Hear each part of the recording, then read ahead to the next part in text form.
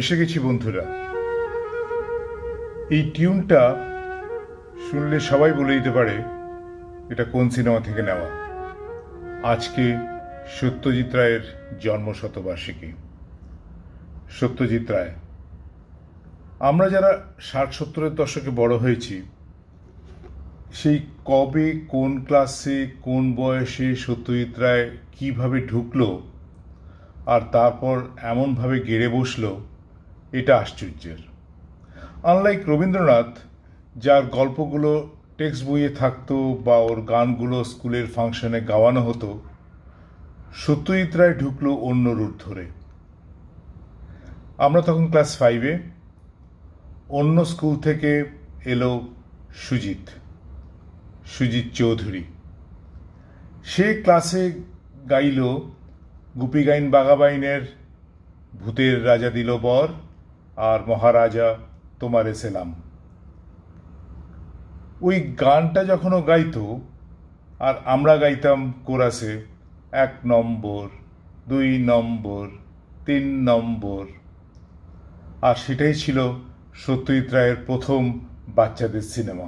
আপাতভাবে সিনেমাটা ছোটদের জন্য হলেও এর মাঝে সমাজ আর রাষ্ট্র ব্যবস্থা নিয়ে নানান ভাবনা লুকিয়ে আছে সত্যজিৎ রায়ের। আজও ছবিটা দেখতে অন্যরকম আনন্দ পাই, আর ছেলেবেলায় ফিরে যাবার একটা দারুণ রুট। আর এই গানটা শুনতে শুনতে নেচে উঠি, ওয়েট করে থাকি কখন আসবে এই গানটা।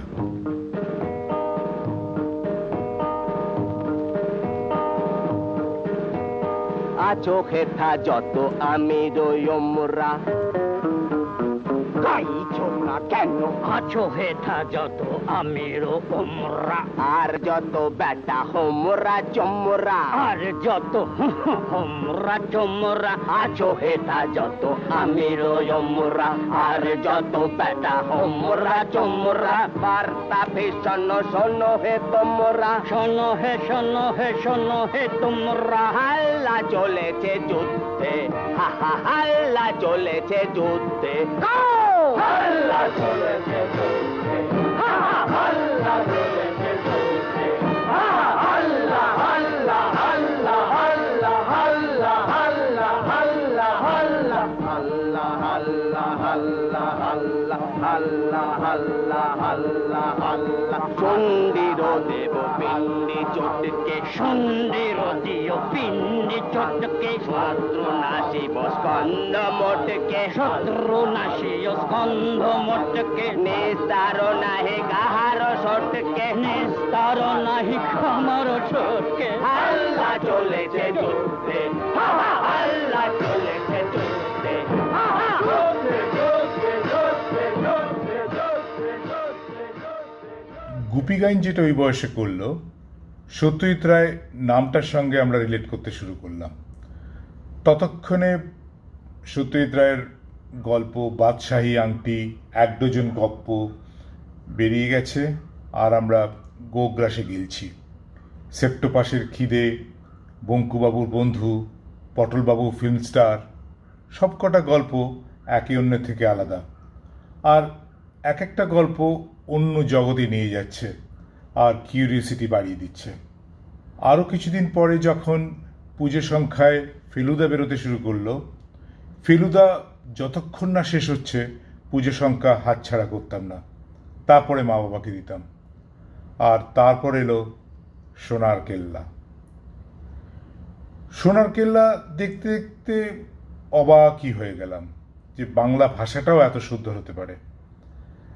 2 অ্যাডাল্ট লোক ট্রেনে বসে লুডো খেলছে, এটা কল্পনার বাইরে।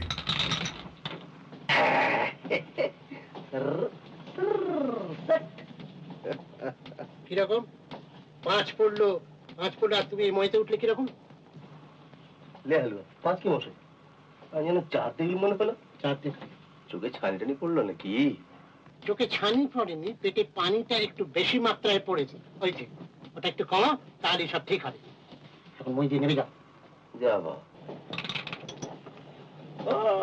বাবু, ওর দেখতে হবে না, সাপের মুখ, লেজের ডগা। কেন আসছি আমি। আসুন আসুন, তাড়াতাড়ি আসুন। ও লুডো খেলা যাবে।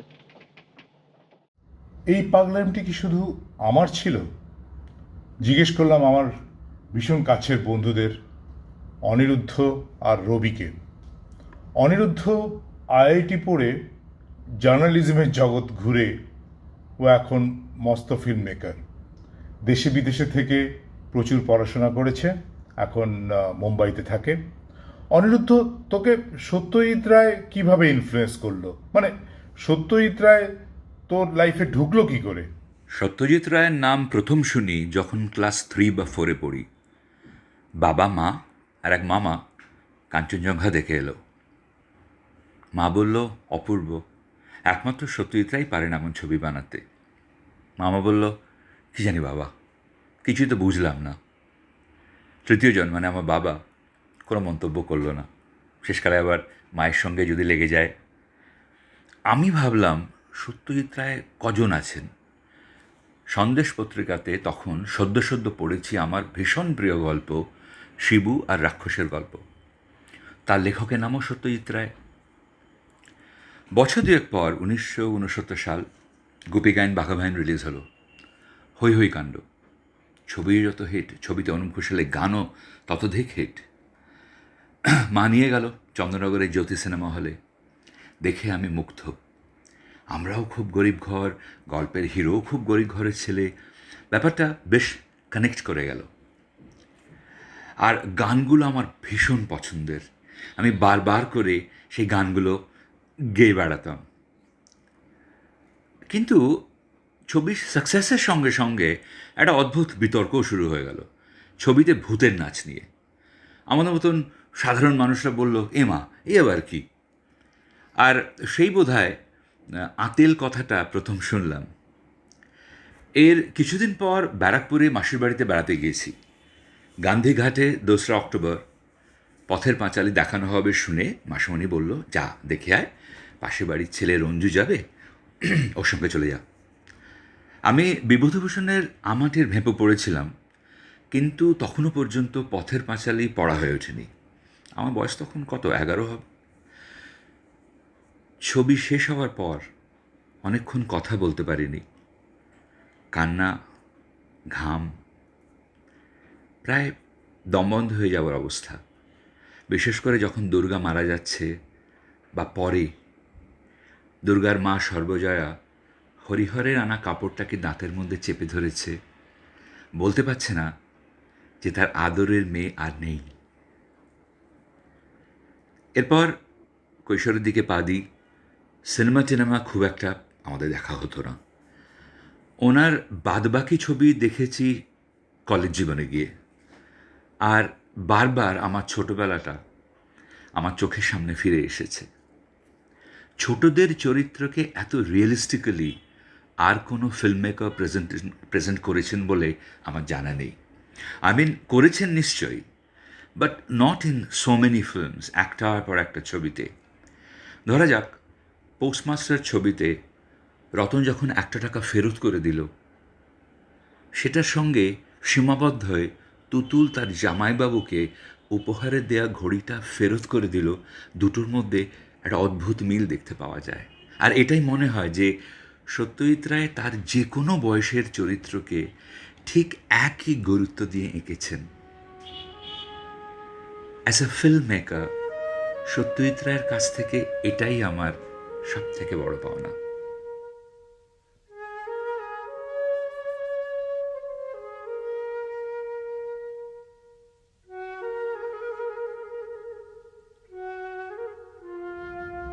আর রবি মুখার্জি। রবি কলকাতায় থাকে। আমরা একসঙ্গে কাজ করেছি একটা কোম্পানিতে অনেক বছর। আমরা দুজনেই একটা কোম্পানিতে কাজ শুরু করেছিলাম, ক্ল্যারিয়ন অ্যাডভার্টাইজিং, যেখানে সত্যজিৎবাবু কাজ করতেন। রবি, তোকে সত্যজিৎ রায় কিভাবে ইনফ্লুয়েন্স করলো, এটা নিয়ে যদি কিছুটা বলিস। আমি তো আছি। Isn't that enough? এই সংলাপটা নায়ক ছবিতে অরিন্দমের মুখে সত্যজিৎবাবু বসিয়েছিলেন। আজ সত্যজিৎ রায়কে নিয়ে ভাবতে বসে এই পার্টিকুলার সংলাপটা ওনার জন্য বড় প্রাসঙ্গিক মনে হয়, যদিও সেটা ভেবেছি অনেক পরে। সত্যজিৎবাবুর সঙ্গে আমার প্রথম আলাপ আমার যখন 25 বছর বয়স, তখন আমি ক্ল্যারিয়নে ফ্রিল্যান্স করি। ডানলপ টায়ারের ওপর একটা ইন্টারভিউ করতে আমি সত্যজিৎ রায় এবং অপর্ণা সেনকে ইন্টারভিউ করার একটা সুযোগ পেয়েছিলাম। খুব শঙ্কায় ছিলাম। সত্যজিৎবাবুর নাম শুনেছি, কিন্তু তখনও তার ব্যাপ্তি কিংবা বিস্তৃতি সম্বন্ধে কোনো ধারণাই ছিল না। কিন্তু নামটাই বেশ গায়ে ঘাম দিয়ে জ্বর এনে দিয়েছিল, এই লোকটাকে ইন্টারভিউ করতে হবে। কিন্তু অদ্ভুত হলো, ফোন করতেই উনি কিন্তু খুব সাধারণভাবে সময় দেখে অ্যাপয়েন্টমেন্ট দিলেন। এবং আমার আজও মনে আছে, ইন্টারভিউ করার সময় উনি যে ধরনের সহযোগিতা করেছিলেন, আমি অনেক সাধারণ মানুষের কাছ থেকে সেই সহযোগিতা পাইনি। আরেকটা কথা আমার আজও মনে আছে, ইন্টারভিউ শেষে উনি আমাকে বলেছিলেন, প্রফেশনটা ছেড়ো না। সত্যি কথা বলতে, আমি যখন সত্যজিৎবাবুকে ইন্টারভিউ করতে যাই, তখন সত্যজিৎবাবুর যে বেসিক ইন্টারভিউ সিনেমাটার জন্য এত নাম, সেই ছবিটা আমার দেখা হয়নি, পথের পাঁচালী। 25 বছর বয়সে তখন আমাদের কাছে নায়ক, জলসাঘর কিংবা অরণ্যের দিনরাত্রি এই ধরনের ছবি অনেক বেশি প্রাধান্য পেত। অপুর সংসার, পোস্টমাস্টার কিংবা পথের পাঁচালী তখন আমাদের একটু নিচের তালিকায় ছিল। ওনাকে ইন্টারভিউ করার পরে, সত্যজিৎ রায়ের সঙ্গে কথা বলার পরে মনে হলো যে না, এই মানুষটার সব ছবিগুলো আস্তে আস্তে দেখতে হবে। ছবিগুলো দেখার পরে একটা বেশি বয়সে এসে ওনার ব্যাপ্তিটা বুঝতে পেরেছি। উনি ছবি নিয়ে যেটা ভাবতেন, সেটা আজকের জগতে শেষের দিকে ঋতুপর্ণ ঘোষ ছাড়া আর কাউকে নিয়ে ভাবতে দেখিনি। আমরা অভাগা, সত্যজিৎবাবুর কাছ থেকে আমরা বেশি ছবি আর দেখতে পেলাম না। দ্বিতীয় কথা ছিল ওনার সংলাপ। ওনার সংলাপ কিংবা ওনার চরিত্রায়ন, এটা পরবর্তী যুগে মনে হয়েছিল এত ভালো চরিত্র সিলেকশন আর কেউ করতে পারতেন কি। পরশ পাথরের পরেশ দত্ত, পথের পাঁচালীর ইন্দিরা ঠাকুরন, জনরণের বিশুদা, নটবর মিত্তির, মানে রবি ঘোষকে দিয়ে নটবীর মিত্তির করানো যায়, এই ভাবনাটা সত্যজিৎবাবু বোধহয় ভাবতে পেরেছিলেন। জনঅরণ্যের সোমনাথের মতো অত সাধারণ এবং অত সরল মুখ আমি পরবর্তী জীবনে অন্য কোনো লোকের পর্দায় দেখিনি। সংলাপগুলো আমার আজও মনে পড়ে, সংলাপের ব্যাপ্তি মনে পড়ে। নায়কের একটা ডায়লগ ছিল, উত্তমবাবু একটা ওষুধ খাবেন। সংলাপটা যদি শোনেন তাহলে বুঝবেন পুরো সংলাপটার 3টে সংলাপ মোটামুটি ছন্দে যাচ্ছে, 4th সংলাপটায় উনি কাটছেন। উপরন্তু এই সংলাপটা লেখা একটা জিনিস, সংলাপটা বলানো আর একটা জিনিস। উনি যাকে দিয়ে বলিয়েছিলেন উনি বলতে পারবেন, এটা ভেবেই হয়তো বলিয়েছিলেন। সংলাপটা ছিল, উত্তমবাবু ওষুধটা খাওয়ার সময় উপরে বাঙ্কে শোয়া মেয়েটি জিজ্ঞেস করলো, তোমারও অসুখ? উত্তম বলল, ঘুমের ওষুধ। মেয়েটি বলল, না খেলে ঘুম হবে না? উত্তম বলল, যদি না আসে। দেখুন, পুরো সংলাপটা একটা ছন্দে, তার পরের সংলাপটা পুরো কাট। রিক্স নিয়ে তো কোনো লাভ নেই। বিশুদার সঙ্গে সোমনাথের প্রথম আলাপ, তোমার আমি লস্যি খাওয়াবো। কেমন লস্যি? সোমনাথ বলল, খুব ভালো, তোমারও সব সেনা হয়ে যাবে। সেনা তো কানছে, যদি তুমি ব্যবসা করো। সোমনাথ বলেছিল, ব্যবসা করতে তো অনেক টাকা লাগে বিশুদা। বললো, কী টাকা? তুমি মূলধনের কথা বলছো? আচ্ছা, ওই পারে বসেছি, ছেলেটা চানাচুর বিক্রি করতে আসে, ওর কত মূলধন বলো দেখি? 5 টাকা। বলছে, বিশুদা আপনি আমাকে চানাচুর বিক্রি করতে বলছেন? বলছে, না না, তুমি ব্রাহ্মণ সন্তান, তুমি রাস্তায় দাঁড়িয়ে ভিক্ষা করতে পারো, ফদা করবে কেন? এরকম আরো বহু। জটায়ুর তাঙ্গমাতকারও কিংবা উট কাঁটা কি এরা বেছে খায় বলার মতো সংলাপ আমি পরবর্তী যুগে আর শুনেছি বলে মনে পড়ে না। সত্যিটাও এক অদ্ভুত চরিত্র সৃষ্টি করতে পারতেন। আমি জনগণনের নটবর মিত্তিরকে এখনো ভুলতে পারি না আজও আগন্তুকের সেই উৎপল দত্তকে। তাই আজ সত্যজিৎবাবুর শতবর্ষে দাঁড়িয়ে বড় খেদ হয়, আমরা একটা সময় পেরিয়ে এসেছি যখন এই মানুষগুলোর এই সমস্ত ছবি দেখার সুযোগ হয়েছে আমাদের, এদের সান্নিধ্যে এসেছি। আমি সৌভাগ্যবান এই মানুষটার সঙ্গে দেখা করতে পেরেছি, তার সঙ্গে কথা বলতে পেরেছি। কিন্তু আজ তাই ওনাকে আমার সশ্রদ্ধ প্রণাম জানালাম।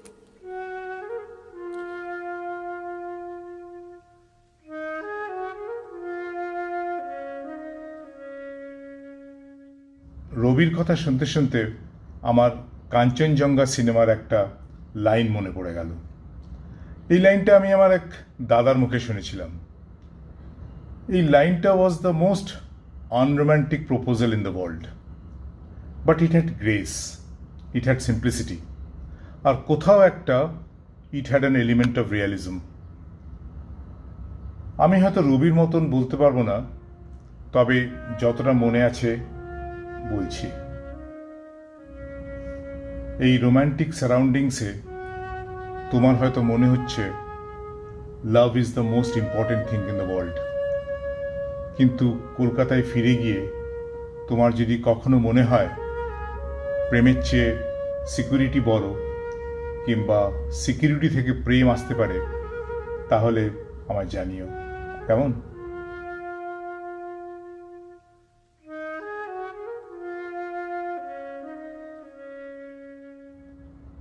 ইংরেজিতে একটা শব্দ আছে ক্লোসাস। এত বছর পরে ওর প্রায় সবকটা সিনেমা দেখে, সব গল্প পড়ে, ওর ওপরে লেখা বই, ছবি, রিভিউ, ফেসবুক গ্রুপে এক্সপার্টদের কমেন্টসগুলো পড়ে আমার এই শব্দটাই মনে হয় খুব কাছাকাছি। রবীন্দ্রনাথের যখন 100 বছর হয়েছিল 1961-তে, তখন রবীন্দ্রনাথকে নিয়ে একটা মার্কেটিং এফার্ট করতে হয়েছিল। বিশ্বভারতী, HMV ওরা উঠে পড়ে লেগেছিল to popularize his books, poems, songs for the next generation. Fortunately Satyajit রায়কে নিয়ে এটা করতে হচ্ছে না।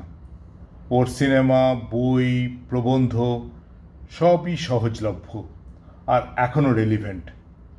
100 বছর পরেও নিজের জায়গা উনি করে রেখেছেন। আর আমরা রামকৃষ্ণ, বিদ্যাসাগর, বঙ্কিম, রবীন্দ্রনাথের মতন মূর্তি পুজোও করি না ওকে। ওই যে বলল, কটা সত্যজিৎ? ইলাস্ট্রেটর না story teller?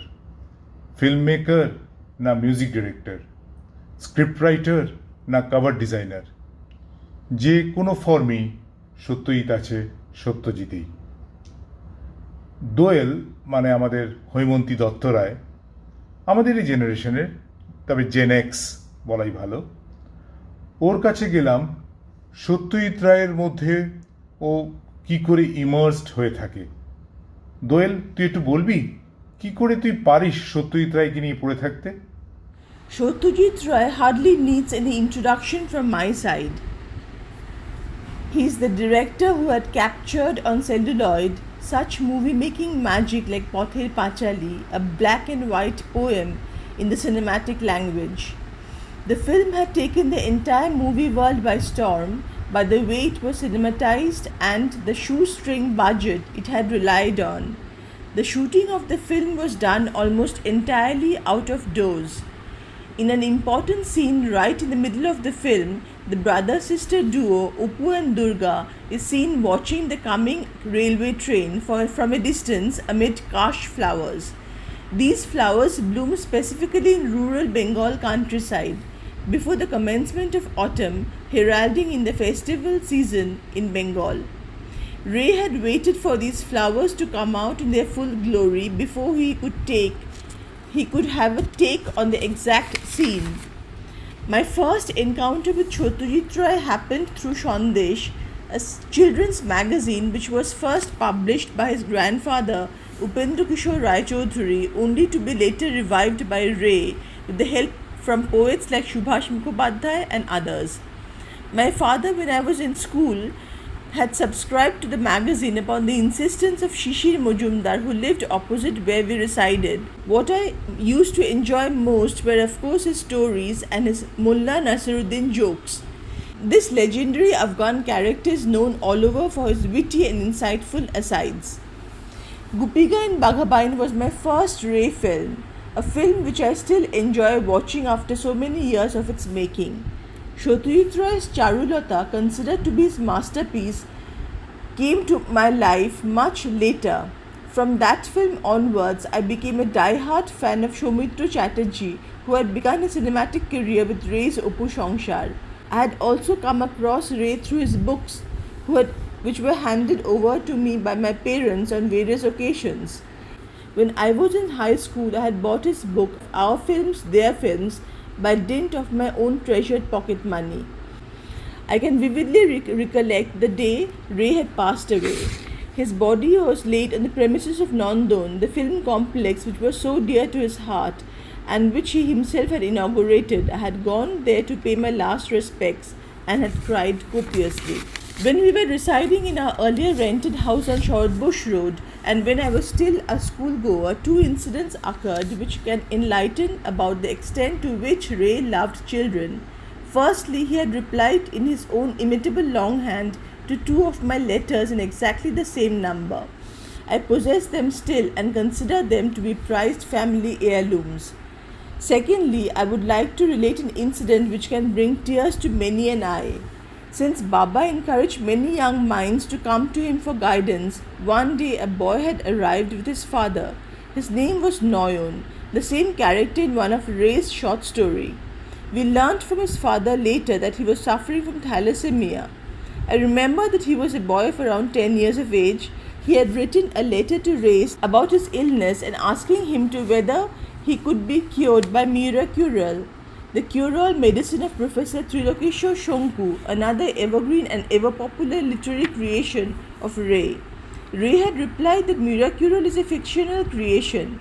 If he would follow the advice of his parents and doctors, then surely he would be alright. Ray had also sent his blessings.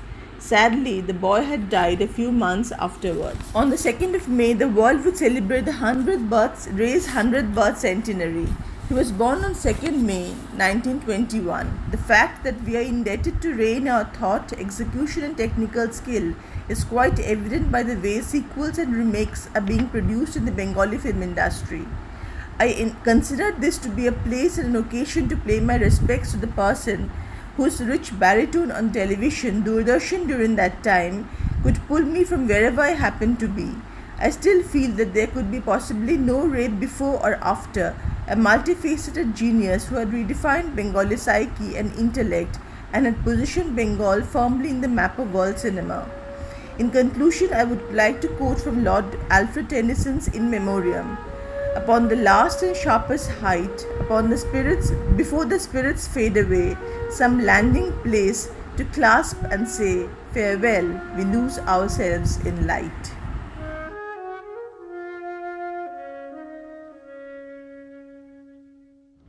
Satyajit রায়ের শেষ ছবি আগন্তুক হয়তো সবার দেখা। ওই ছবির এই পোর্শনটা আজকের দিনে আরও রেলিভেন্ট মনে হয়। আমি ঘুরিয়ে ফিরিয়ে এই সিনটা প্রায় দেখি। দেশের হালচাল কিরম বুঝছেন? কাগজ পড়ছেন? কাস্ট, রিলিজিয়ন দুটোই খুব গোলমেলে জিনিস। কাগজ তারই সাক্ষ্য দিচ্ছে। আপনি ধর্ম মানেন না? ধর্ম, ইউ মিন রিলিজিয়ন? হিন্দু শাস্ত্রে কিন্তু ধর্ম সম্পূর্ণ ভিন্ন মানে। আমি রিলিজিয়নই মিন করছি। আপনি রিলিজিয়ন মানেন কিনা? ও ইয়েস, রিলিজিয়ন, রিলিজিয়ন। আমি লোকটা জানেন মিস্টার সেনগুপ্ত একটু আনঅর্থোডক্স। সে তো ভালো কথা। যে জিনিস মানুষে মানুষে বিভেদ সৃষ্টি করে আমি তাকে মানি না। রিলিজিয়ন এটা করেই, আর অর্গানাইজ রিলিজিয়ন তো বটেই। সে একই কারণে আমি জাতও মানি না।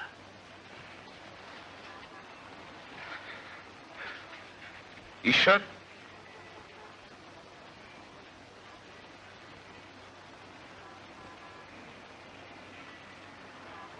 অন্ধজনে দেহ আলো মৃত তো জনে দেহ প্রাণ।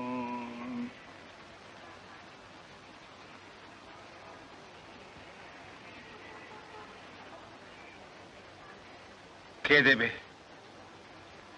আলো? কে দেবে প্রাণ?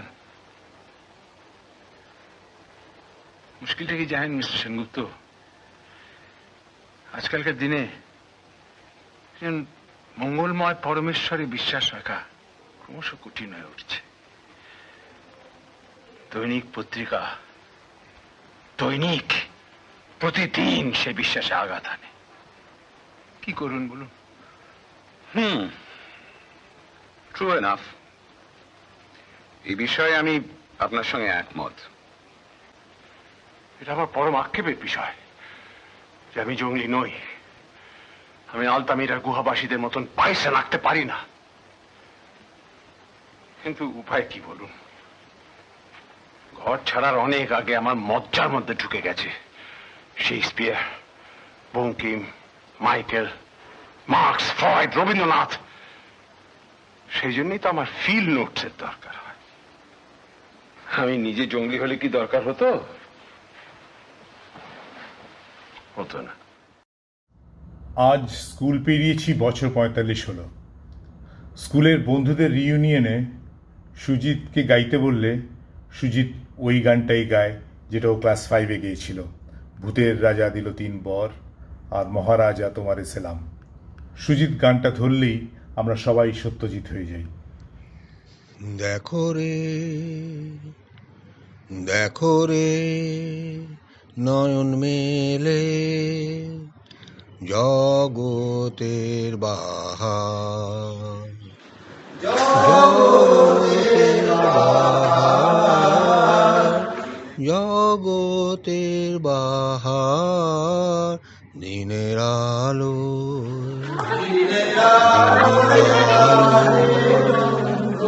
দিনের আলোয় কাটে অন্ধকার।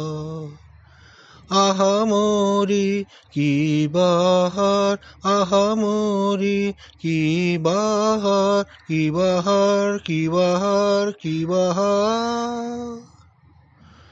মহারাজা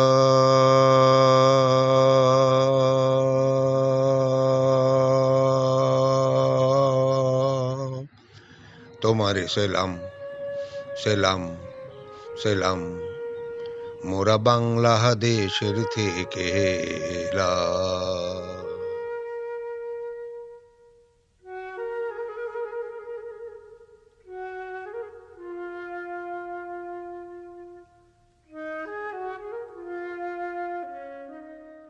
একটা ফাইনাল কর্তব্য। কি ব্যাপার? ইংরেজিতে একটা কথা আছে জানো? ফ্লক্সিনসি নিহিলি পিলিফিকেশন। ও হ্যাঁ, সেই স্কুলে পড়েছিলাম। The longest word in the English dictionary. মানে কি জানো? না, সেটা তো ঠিক। Setting little or no value, এইটা বোঝাতে 29টি অক্ষর। এ না হলে আর সভ্যতা। This year, the Academy Board of Governors has voted to award an honorary Oscar to the great Indian filmmaker Satyajit Ray. আহা কি আনন্দ আকাশে বাতাসে, আহা কি আনন্দ আকাশে বাতাসে, শাখে শাখে পাখি ডাকে কত শোভা চারিপাশে, শাখে শাখে পাখি ডাকে কত শোভা চারিপাশে, আহা কি আনন্দ আকাশে বাতাসে। আজকে মোদের বড়ই খুশির দিন, আজকে মোদের বড়ই খুশির দিন। আজ ঘরের বাঁধন ছেড়ে মোরা হয়েছি স্বাধীন, হয়েছি স্বাধীন। মহারাজা মহারাজা মোরা বাংলাদেশের থেকে মোরা সাদা সিধা মাটির মানুষ, দেশে দেশে যাই, মোদের নিজের ভাষা ভিন্ন, আর ভাষা জানা নাই। মহারাজ ও রে হাল্লা রাজার সে, তোরা যুদ্ধ করে করবি কি তা বল। আজ এই পর্যন্তই। কেমন লাগলো জানিও, জানাবেন। ভালো লাগলে ফরওয়ার্ড করে দিন বন্ধুদের। আবার শোনানো হবে পোডিয়াম পরের সপ্তাহে। ভালো থাকবেন, মাস্ক পরে থাকবেন, স্টে সেফ, স্টে ওয়েল। ধন্যবাদ, বাই। দিনের আলোয় কাটে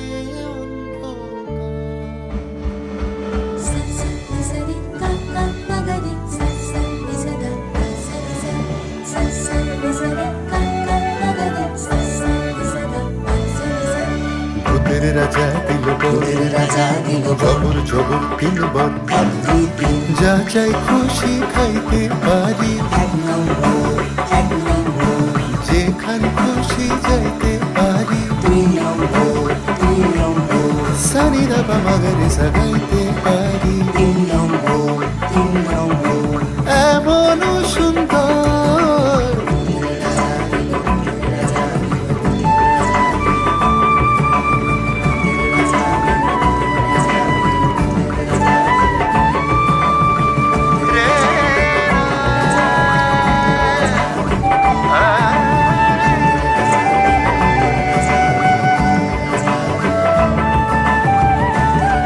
মহারাজা তোমার সেলাম।